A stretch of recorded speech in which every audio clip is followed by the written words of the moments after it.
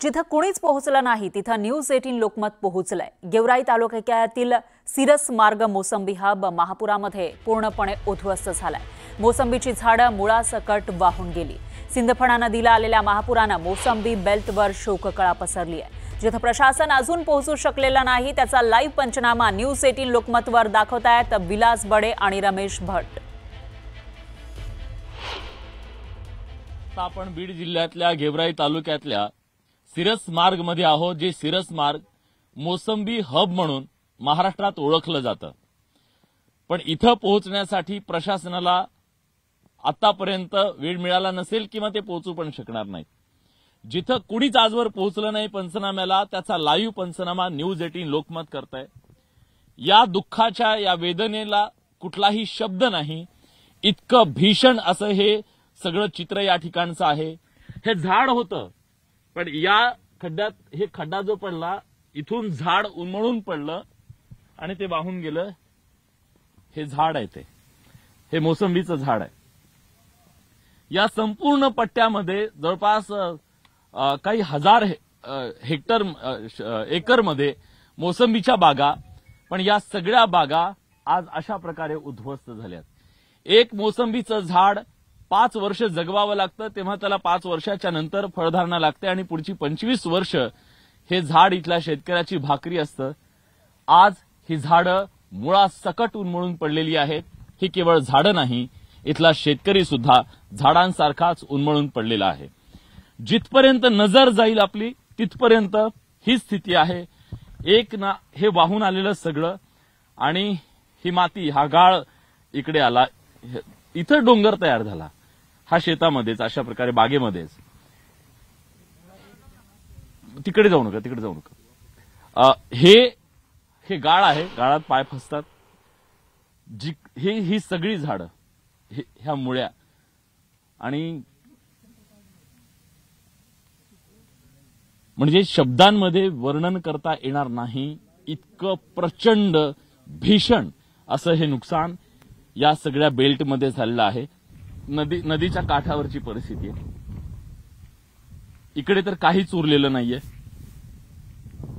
हा ऊस आडवा झालाय आणि हा कापूस आहे।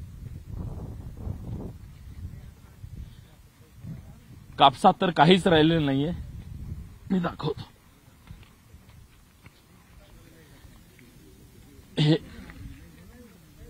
हे कापसाचं झाड आहे, हे कापसाचं झाड आहे। ही बोंड आहेत ह्या कापसाची, म्हणजे ह्याला किती बोंड लागली होती, किती चांगलं पीक आलं होतं। स्मशान झाले, स्मशान।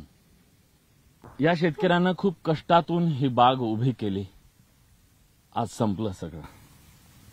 शब्द सुचत नाही सर, बोलता येईल मला तुम्हाला। इतकी तुम्ही ऍक्च्युअल बघितलंय काय कंडिशन आहे माझ्या बागाची। याला जपायला मला 8 वर्षे लागली सर। किती खर्च केला मी मला माहिती सर, आणि आज परिस्थिती तुमच्या समोर आहे सर। काय करायचं मी। धाराशिव परंडा तालुक्यातील भोसले बस्ती इथले नागरिक 5व्या दिवसानंतरही संपर्क क्षेत्राच्या बाहेरच आहेत। या बस्तीमध्ये ये जा करता येत नाहीये आणि याच बस्तीवर अडकलेल्या लोकांना आमदार तानाजी सावंत यांच्या कार्यकर्त्यांनी थेट पाण्यात उतरून अन्नधान्याचे किट म्हणून मदत देण्यास सुरुवात केली आहे। मदत किटवर फोटो छापल्यानं मोठा वाद निर्माण झाला होता। दरम्यान आता तानाजी सावंत यांनी फोटो वापरणं टाळलंय। फोटो लावण्याचा प्रकार सर्वप्रथम न्यूज 18 लोकमतनं उघडकीस आणला होता। त्यानंतर आता हा किटवरील फोटो आणि तिकीट टाळत सावंत यांच्याकडून ही मदत केली जाते।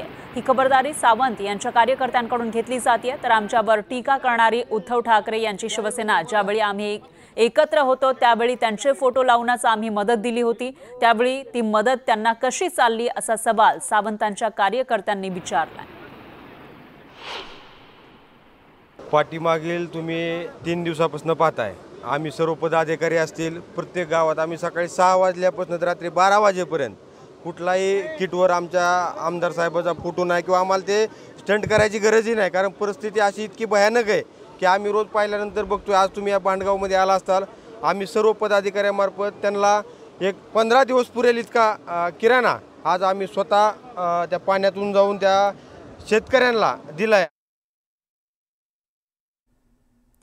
तर आता फोटो न छापता ही मदत दिली जाते। पाण्यातून हे कार्यकर्ते मदत करताना दिसत आहेत। याआधी फोटो छापलेला होता आणि त्यामुळे टीका झालेली होती। मदत तर दिली जात होती, मात्र त्याच्यावरून कुठेतरी फोटो छापून जाहिरातबाजी केली जात असल्याची टीका झालेली असताना आता तानाजी सावंत यांच्या कार्यकर्त्यांनी विना फोटो ही मदत त्या लोकांपर्यंत पोहोचवण्याचा प्रयत्न केल्याचं दिसतंय।